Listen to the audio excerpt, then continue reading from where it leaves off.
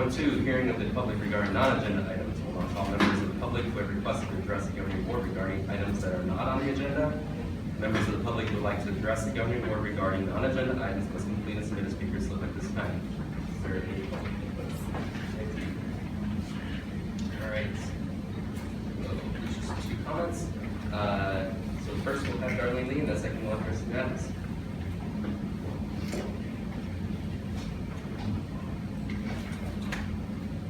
All right, good evening, board members and cabinet. My name is Darlene Lee, and I am an Ashley Falls parent of a thoughtful 4th grader and an energetic 1st grader. My younger son is in his 2nd year in the Spanish immersion program. I brought my children here tonight so you can see my why. Raise your hand. There you go. So they're why I'm here, and why I believe it's worth advocating for the Spanish program. Earlier this week, I sent a letter which was a compilation of concerns from other SLIP parents that was drafted by Kristen Adams and myself. The letter addressed 2 main concerns that we wanted to elevate to the district level to ensure that the program is top of mind. First was the availability of Spanish language books in our library, and the second was the lack of interventional support in reading for SLIP students. Both of these have a major effect on all students at all levels of learning and represent what we see as a major gap in support for our Spanish learners. The first concern addressed the lack of Spanish language books in our library. I brought the concern up in late September and was told that it was due to an issue of equity and part of our district policy. As I questioned this rationale with our principal, she continued to receive the same response from the district office. Even 3 weeks ago, Sarah Raskin shared with the 30 parents in attendance at the SLIP meeting on our campus that it was a district policy related to equity that inhibited Spanish books from being purchased for our library. Keep in mind, Del Mar Hills Academy has had Spanish books in their library this entire time. As of Monday, I was informed that this stance has changed and Ashley Falls can now order Spanish books for our library. So while I'm glad this policy was reassessed more objectively, it took 4 months and a number of frustrating conversations for a policy that did not make sense to be updated to a current state of our program at Ashley Falls. We understand that there are policies, but it's important that policies do not take precedent over people, especially little people. We aspire that in the future, the availability of Spanish books in our library will align equitably with the language enrollment of our students on campus. I do not pretend to be the voice of SLIP, but I am a parent, and I'm here on behalf of a number of other Ashley Falls parents who are unable to attend or afraid to speak in a venue like this. We chose to have our children in SLIP and are vested in the success of the program because it means success for our children. I love the fact that our district made a commitment years ago to language immersion program, and I'm hopeful that the district will also continue to make positive adjustments to enable the growth and the success for our SLIP students. I will let Kristen speak on our second concern, which relates to a vital piece of support for both the children in the program, but also Ashley Falls School. Thank you for letting me share with you tonight. Thank you, and Kristen Adams. Thank you for having me. I'd like to express gratitude, first of all, for allowing your children to participate in this exceptional academic opportunity. I am the parent of 2 daughters enrolled in the program, one in 1st grade and one the other in 2nd grade, and I am filled with nothing but immense positivity when it comes to our teachers. As parents, our passion and eagerness for the program, along with the exceptional benefit it offers our children, motivate our dedication as parents to support its continued growth and the development of our children's unmatched cognitive and communication skills. We feel that it's crucial to address some pressing concerns regarding the education of our SLIP students at Ashley Falls. At the beginning of the school year, several SLIP parents raised questions to our site principal about the availability of reading interventional programs for students who might need extra support in the classroom. However, we were met with responses suggesting that existing intervention programs could be detrimental to their Spanish learning.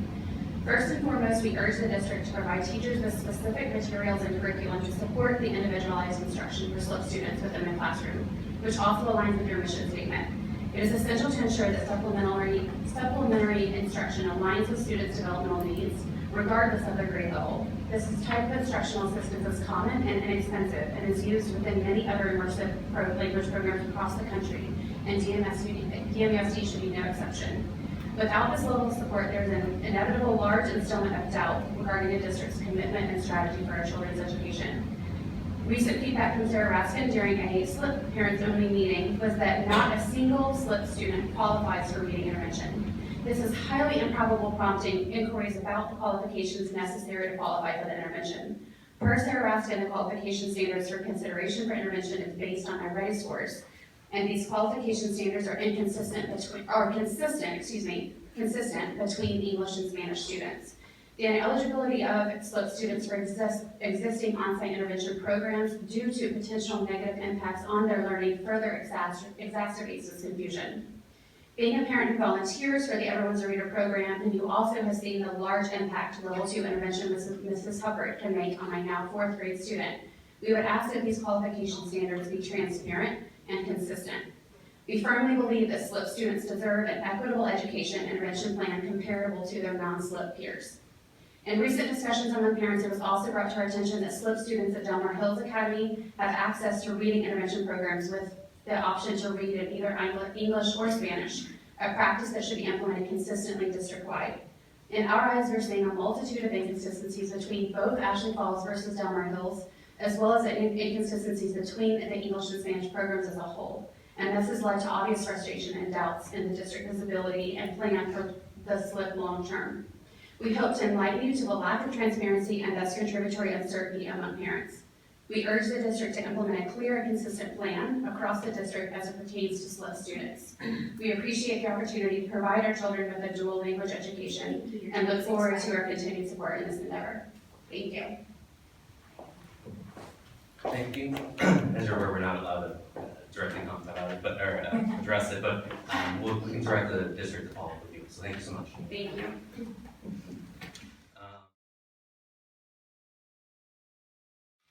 5.2 Board Report, Delmar California Teachers Association with Jason Burkhardt.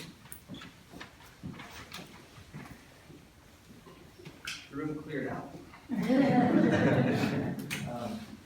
Good evening, President, most members of the board, the clerk, and the cabinet. Happy Valentine's Day. Might want to be somewhere else this evening, but it's okay. I went home and I fixed a leaky toilet, so I guess I'm out of the doghouse. As teachers, we were offered this survey as part of the Destination 2028 yesterday, and we were excited. And then quite a few of the teachers directly afterward, and then I guess myself kind of included, as we moved forward, we kind of felt that it'd be more of a climate survey of the district and the teachers and whatnot. And as we went through that, it really wasn't that. So what I did this afternoon is I asked the members just real quick, and as of 5 o'clock, we just asked really 2 questions and then some feedback. Did you complete the survey? 95.7 out of 68 responses said yes, and there were a few no's. And some of it was trust, which I always understand that when you're doing a survey, trust issues on that. And then somewhere just wasn't quite relevant to what they wanted to put out there. And then the other question was, if you did, do you feel it was sufficiently addressed climate concern in our district? And of those 68 responses, 98.6 said no. And that's something that we've been asking for quite a while, and it didn't really quite match that. Some of the responses out of quite a few that I read through this afternoon after the COVID experience, that it was very reflective on teaching, site-based only, including leadership. It wasn't climate focused at all. There wasn't really any area for individualized feedback either. No, at the end, nothing really to offer for teachers to get that information. We do hope this was kind of the first step toward us being able to offer feedback and you guys reaching out to us with climate. And we're definitely open to offer any input moving forward as teachers. So, thank you for that. Thank you. And 5.3 Board Report from Delmar Parent Teachers Association.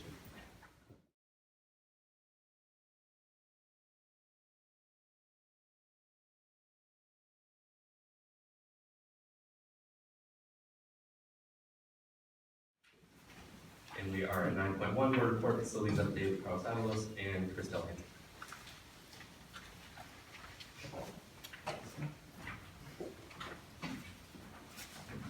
Good evening, Board President, members of the board, Dr. Clerk, Cabinet. This evening, Buenas tardes, Assistant Superintendent of Business Services, and Carlos Avalos, our Director of Maintenance Operations and Facilities, and we will be giving our facilities updates. And tonight I will talk about Delmar Hills Academy, and then Carlos will take over and share about Delmar High School and our front interest. With Delmar Hills Academy, we continue to move forward towards our construction start of June 2024. Our activity, much of it has been on one side, meeting with those teams and moving forward, planning for the summer. On the other side has been community meetings and staff meetings. And so as we shared with the board and moving to an off-site one-year construction process, we know that we'll have students at 2 sites. And so we have done community meetings to make sure that we're continuing our conversation with our Delmar Hills Academy community, but also engaging with Ashley Falls and Delmar Heights, the 2 schools which we host schools for those satellite campuses.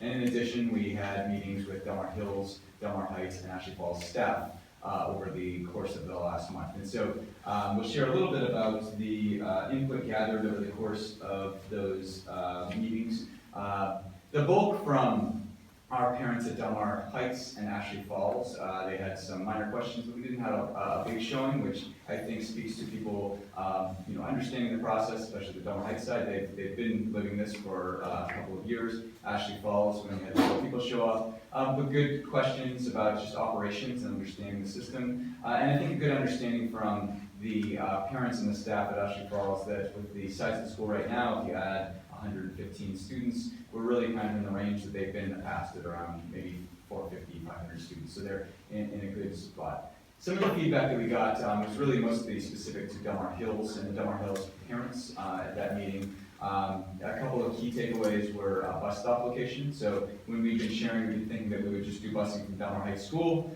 to Ashley Falls for our upper grade students and back. There was some good feedback on have you considered the north side of Delmar Heights Road. We have families who live there. We also have the Boys and Girls Club, and so we'll be looking into and having conversations with San Marcos Unified as the busing and looking at that as an option. And we have in the past, and Eric, you may remember when we did the surveys to look at locations for Delmar Heights, and so we'll do something similar so we can look at numbers as well, because when we look at the number of students, how many are going to attend, are we putting buses in the right places, and making sure that we're getting that feedback as we go through the spring.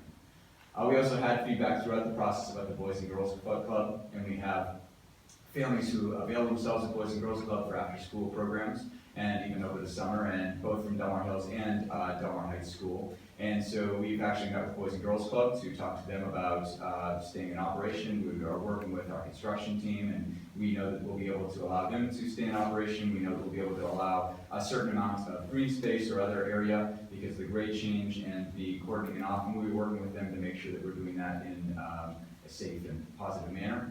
And so feedback from the community was definitely that we'd like to be able to use the Boys and Girls Club, and then from some of our Heights parents, going to Boys and Girls Club and how do we maybe get students there. So we'll work with San Marcos and the busing company as well on, as we're doing the busing back from Ashley Falls, is there a way to help get some of our students from Delmar Heights to Boys and Girls Club, because we know that there will be some numbers that will be in that as well.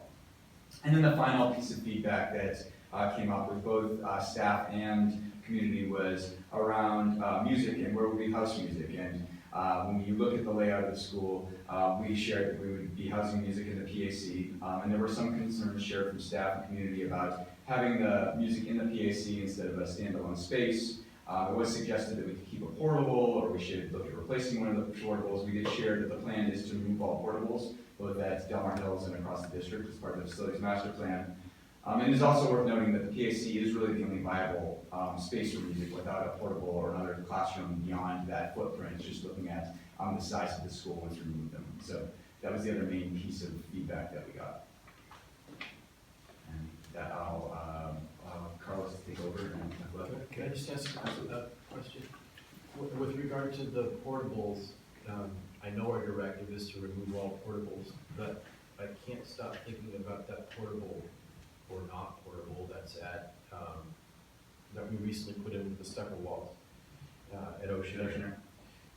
Is that considered a portable? Would that be a loophole that we can get through in order to have an additional room if we put something like that in at Delmar Hills? Well, so, I don't think you need a loophole. We have board direction not to have portables. There's no rule that we can't have portables.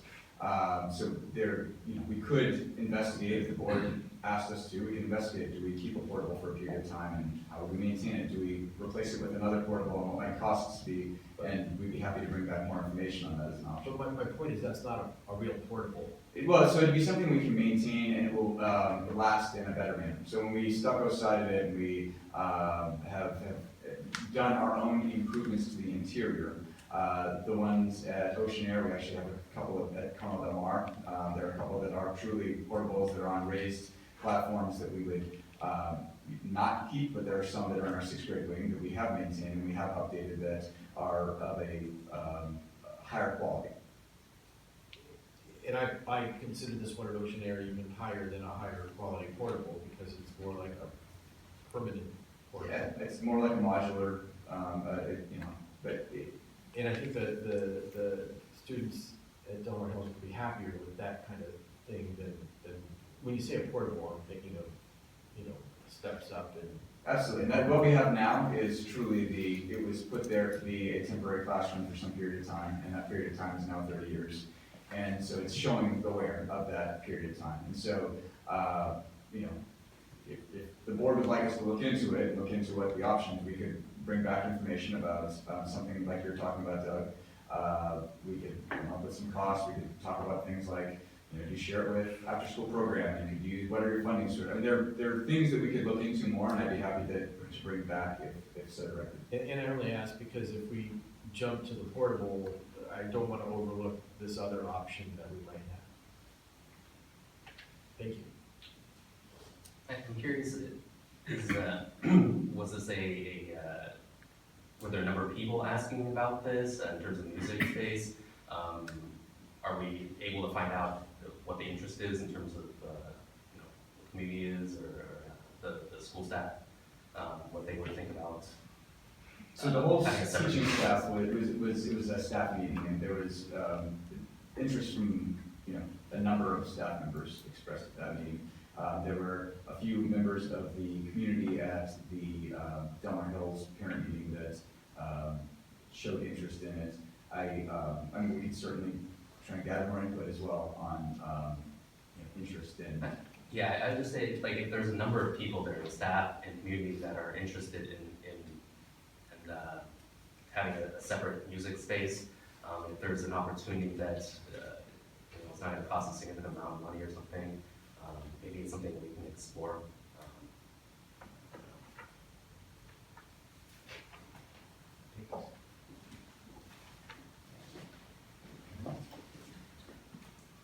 Good evening, and President Long, members of the board. I'll be presenting on the Del Mar High School rebuild project.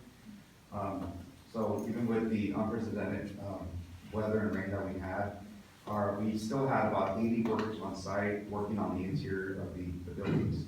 So currently we're at about between 120 and 130 workers working inside and outside of the building. The project is a little bit over 65% overall complete now. We've completed the siding on buildings A and C, and then the siding on the building M is at about 70% complete. We started planting on the soil nail wall, which is the vertical hill above the parking lot, and then we've also completed the site concrete around the building, so the sidewalk around the buildings, building C and along building A as well has been completed. And then here are some of the pictures from the current project status. Here you can see the entry of the building A with the glazing, the windows installed, the siding. On the right side, that's the kindergarten wing. Then the play area, which currently is the dirt block, that will be the playground for our kindergarten yard. And then at the bottom picture there, that's just a glimpse of our 3-month look-ahead schedule. It's a little small, but that's one of the schedules that we look at on a weekly basis to see where we're at with the project and how things are moving. So it's a very fluid document.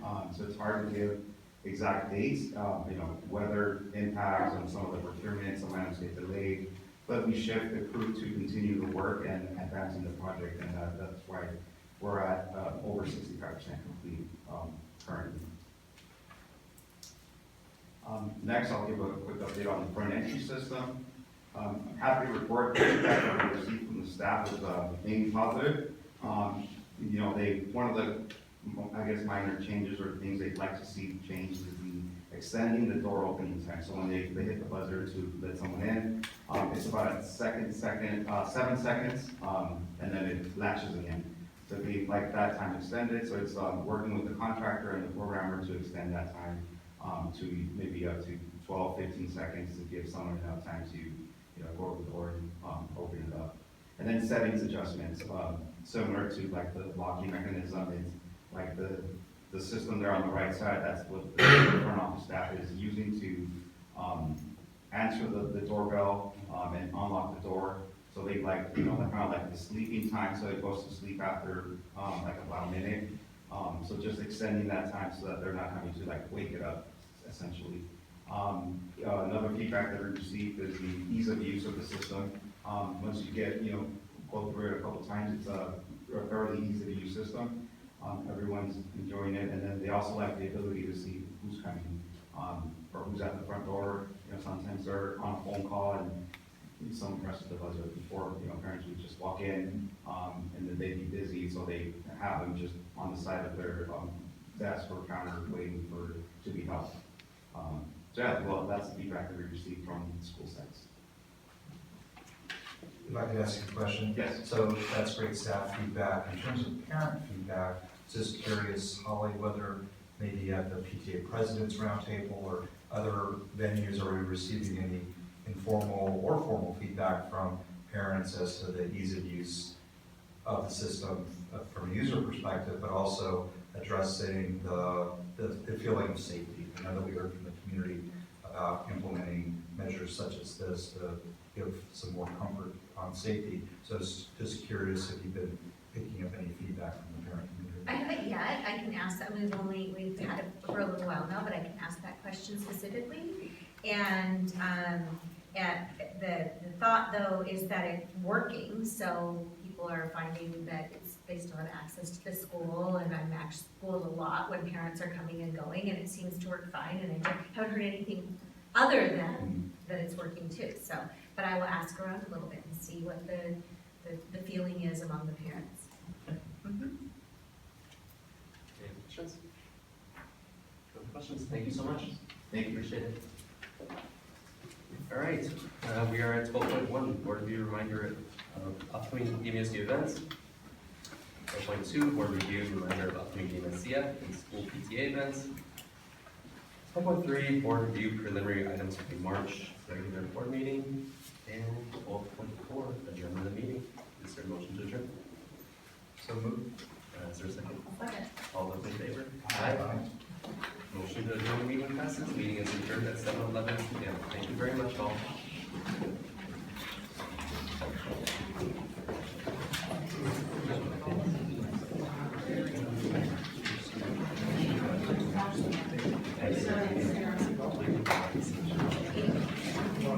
Yeah.